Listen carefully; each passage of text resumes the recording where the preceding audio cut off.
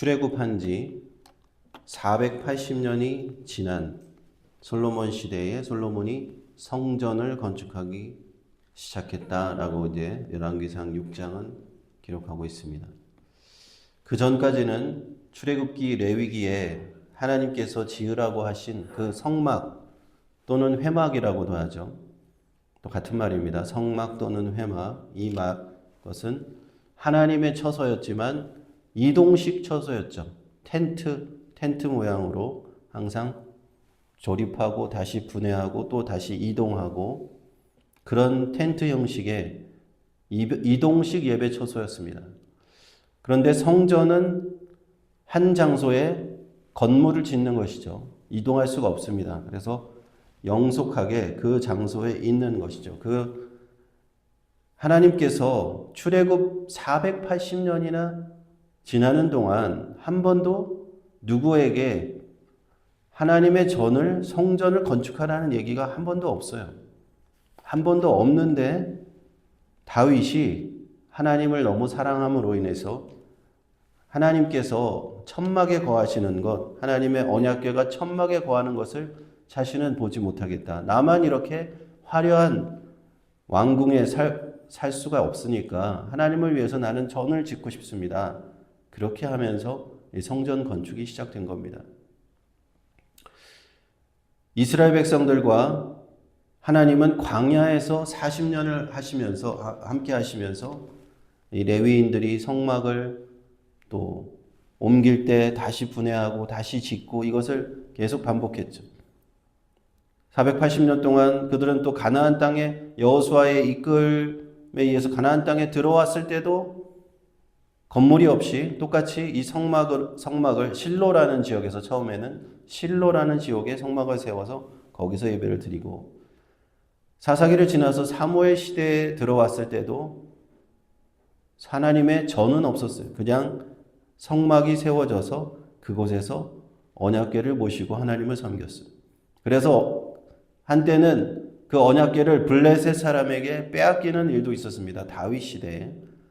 그러나 다윗이 다시 그 언약궤를 가지고 와서 예루살렘 성, 다윗성이라고 하고도 시온성이라고도 하는 그 예루살렘 성에 모셔서 임시로 또 장막을 쳐서 그래서 우리는 다윗 장막이라고 보통 부릅니다. 다윗 장막의 시대에 예루살렘 성에서 모셔오면서 그것이 솔로몬까지 이어졌습니다. 그 기간이 한 480년 됐다는 거예요. 그때 백성들은 예루살렘 안에 들어와서 다윗 장막에서 예배드리기가 어려우니까 기브온이라고 하는 예루살렘에서 북쪽으로 한 수십 킬로 떨어져 있는 기브온이라고 하는 산당에서 희생 제사를 드렸습니다. 그런 시대예요. 솔로몬도 1,000번제를 어디서 드렸냐? 그 기브온 산당에서 드린 겁니다. 하나님의 그 다윗 장막에서 드린 것이 아니라 기브온 산당이 산 높은 곳에 있었고 희생 제사를 드리기에 큰 산당이었기 때문에 거기서 1,000번제를 드리고 꿈에 하나님 앞에 하나님을 만난 것이 그 기브온 산당이었습니다. 그런데 드디어 솔로몬이 이 480년 만에 출애굽한 480년 만에 하나님을 위해서 성전을 건축하게 되는 장면입니다. 이제는 성전을 짓고 그 안에 언약궤를 모시면 되고 더 이상 그 성전을 이리저리 옮기면서 텐트처럼 옮겨 다닐 필요가 없게 된 것. 그것이 솔로몬이 왕이 된 지 4년 된 해였다. BC로 따지면 한 BC 966년 무렵이고 지금으로 따지면 한 2990년 전의 일입니다. 성전을 어떻게 지었는가 그 규모에 대해서 이렇게 쭉 설명을 해야 하는데요. 성전의 그 단위가 규빗이라는 단위를 썼기 때문에 좀 잘 이해 와닿지 않는데 오늘날의 미터로 환산을 해보면 길이는 한 27m고 너비는 한 9m, 높이는 한 13.5m 정도 됐습니다. 그래서 우리가 생각하는 것보다 성전이 그렇게 크지 않아요. 한 작은 예배당 크기입니다. 다만 이 높이가 상당히 높아가지고 한 3층 건물 높이 정도 되는 것 같습니다. 이 솔로몬의 성전을 건축하고 있을 때 하나님께서 여호와께서 솔로몬에게 임하셨다라는 게 11절의 말씀에 나오죠. 11절에 여호와께서 말씀으로 솔로몬에게 임하셨는데 여호와의 말씀이 뭐라고 하시는가가 중요한 겁니다. 12절에 보시면은 내가 이제 이 전을 건축하니 내가 만일 내 법도를 따르며 내 율례를 행하며 나의 모든 계명을 지켜 그대로 행하면 내가 너의 아버지 다윗에게 한 말을 그대로 내게 확실하게 이룰 것이다 라고 말씀합니다. 다윗은 하나님 앞에 최선을 다해서 하나님의 말씀대로 살았습니다. 물론 그가 실수한 부분도 있지만 다윗은 하나님 앞에서 어떻게 하면 하나님 말씀대로 살 수 있을까? 늘 그렇게 최선을 다해서 살았던 너의 아버지처럼 그렇게 산다면 이 전을 건축하는 솔로몬 너에게 확실하게 하나님의 약속이 이루어질 것이다. 그래서 하나님께서는 이렇게 말씀하시는 것 같아요. 너가 성전을 건축하기 때문에 내가 너를 복주겠다라고 말씀하지 않으시고 이렇게 성전을 건축하는 것을 보아서 그보다 더 중요한 것이 있다라는 거예요. 너가 성전을 건축하고 있지만 하나님의 율법과 계명을 따르는 것이 사실은 성전을 짓는 것보다 더 중요하다는 그런 말씀이 들어있는 거예요. 12절을 잘 보시면은 만일 솔로몬이 성전을 건축했음에도 불구하고 하나님의 뜻을 따르지 않고 말씀을 무시하고 그렇게 살아간다면 하나님에 대한 그런 다윗에게 하신 그런 약속에 대한 보장은 확실히 없는 것 같다라는 겁니다. 그리고 또 이스라엘 자손 가운데서 내가 함께 거하고 내 백성을 버리지 않겠다. 그것도 다 솔로몬 네가 하나님의 말씀을 따라 하나님의 뜻을 따라 그렇게 순종하며 살아가야 된다는 것을 전제로 말씀하시는 거예요. 그래서 약속의 성전을 보았을 때 다윗이 성전을 건축한 것은요. 사실 하나님의 전이 하나님의 명령으로 지어졌다기보다는 다윗의 열심 때문에 지어진 것이라고 생각이 들어요. 하나님께서는 한 번도 다윗에게 나를 위해서 왜 성전을 건축하지 않느냐, 왜 집을 건축하지 않느냐라고 말씀하신 적이 없는데 다윗은 마음속에 하나님을 위해서 그 열심이 있었던, 그래서 하나님께서 그것을 허락하시고 너의 때에는 허락하지 않고 너의 아들 솔로몬 때에 허락하겠다 하시면서 솔로몬 때 이 성전을 건축하게 하신 겁니다. 그러나 하나님은 집이 필요 없으신 분이에요. 우리가 많은 그 이방 신전을 보면 고대 그 아테네 그리스 신전을 보면 화려하고 웅장하고 대단한 건축물들이 많습니다. 규모가 훨씬 커요. 이방 신전들은 그래요. 그런데 하나님은 한 번도 나를 위해서 왜 집을 짓지 않느냐라고 말씀하지 않으셨어요. 그 이유가 무엇일까요? 하나님의 집이 필요 없으심을. 천지 만물과 이 세상이 다 하나님의 것이기 때문에 왜 나를 위해서 집을 짓지 않느냐라고 하지 않으셨고 한 번도 거기에 대해서 뭐라고 하지 않으셨는데 다윗과 솔로몬의 열심으로 성전이 건축된 겁니다. 그러므로 하나님 앞에서 중요한 것은 건물이 아니라는 것이죠. 솔로몬이 건축한 성전이 중요한 것이 아니라 성전보다는 하나님 자체, 하나님이 중요한 것이죠. 성전은 화려하고 아름답고 금으로 막 이렇게 장식이 되어 있기 때문에 사람이 보기에는 너무 아름답고 사람은 압도되게 되어 있습니다. 그런 아름다운 그런 성전과 같은 것을 보면 사람들은 거기에 현혹되게 되어 있어요. 그러나 그 건물보다 더 중요한 것은 하나님 자체다. 하나님 자신이다는 거예요. 그러므로 우리는 이것을 잊으면 안 됩니다. 하나님을 위해서 아름다운 집을 지어드리려는 그런 마음도 중요한 것이지만 하나님에게 사실 성전은 큰 의미가 없어요. 그런 건물은 큰 의미가 없습니다. 사람에게만 그것이 화려하게 보이고 그것이 중요하게 보일 뿐입니다. 신약시대에 와서 우리 예수 믿는 우리들에게는 성전이란 어떤 의미일까 생각해 볼 때 예수님 그 자체, 예수님이 우리에게 성전이세요. 그게 어떤 의미입니까? 성전은 어떤 역할을 하느냐? 사람이 하나님을 만나는 그 장소의 역할을 하잖아요. 그래서 구약 성경에서 성막도 그렇고 성전도 그렇고 하나님을 만나야 되는데 죄인된 인간이 하나님을 그대로 만날 수 없기 때문에 거기서 번제단에서 속죄 제물을 드리고 양이나 소나 죽여서 피를 제단에 바르고 번제로 드리고 나의 죄를 속하고 하나님을 만나는 장소입니다.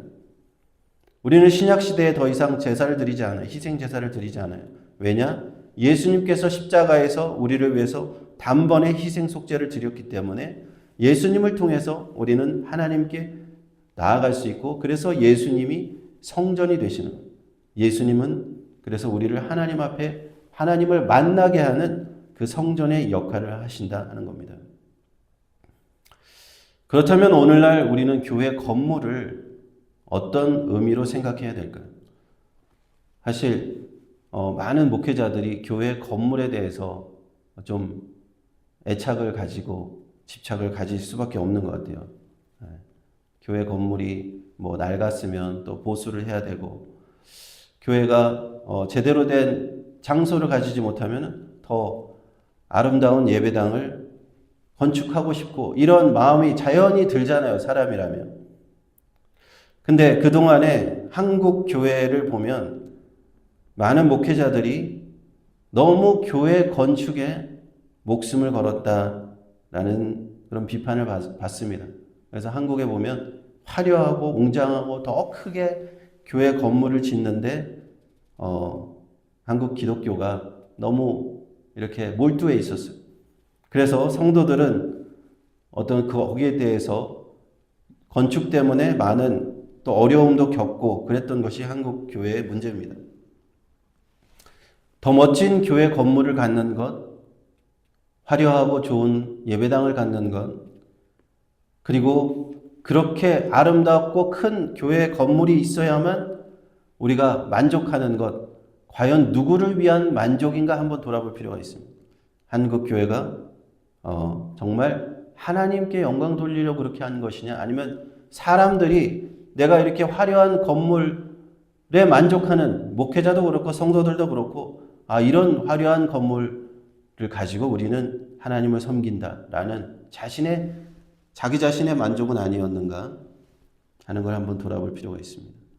교회 건물은 당연히 필요하죠. 당연히 필요합니다.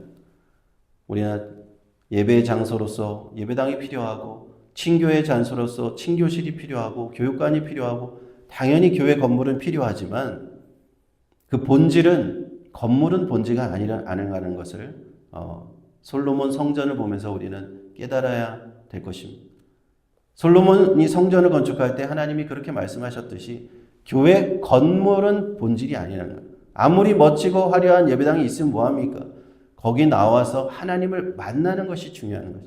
아무리 시설이 좋은 교회 건물이 있으면 뭐합니까? 거기서 내가 예수님을 만나고 참으로 예수님을 통해서 죄사함과 구원받는 은혜가 있어야 되는 것이, 그것이 없으면 아무 소용이 없는 겁니다.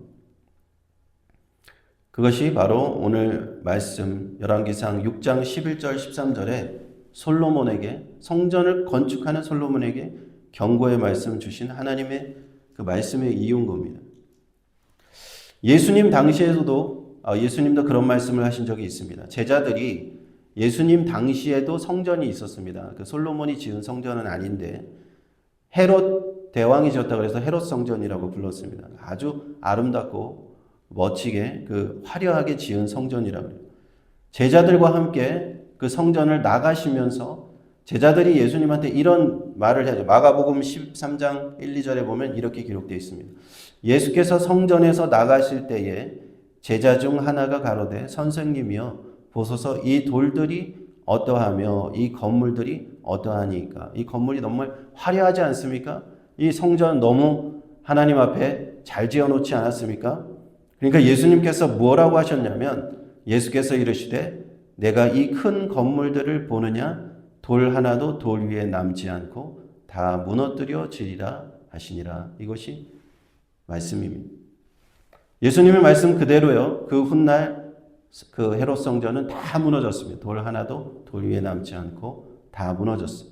이제 예루살렘에 가보시면은 저도 안 가봤지만 가보시면은 성전이 없습니다. 없고 이슬람 사원이 그 자리에 세워져 있어요. 예수님은 이것을 예언하시면서 이 인류에게 이제 예루살렘 성전의 시대는 끝났다는 것을 말씀하시는 거예요. 이제는 예수님 자신이 새로운 성전이 되신다라는 것을 말씀하시면서 제자들한테 그 복음을 전하라.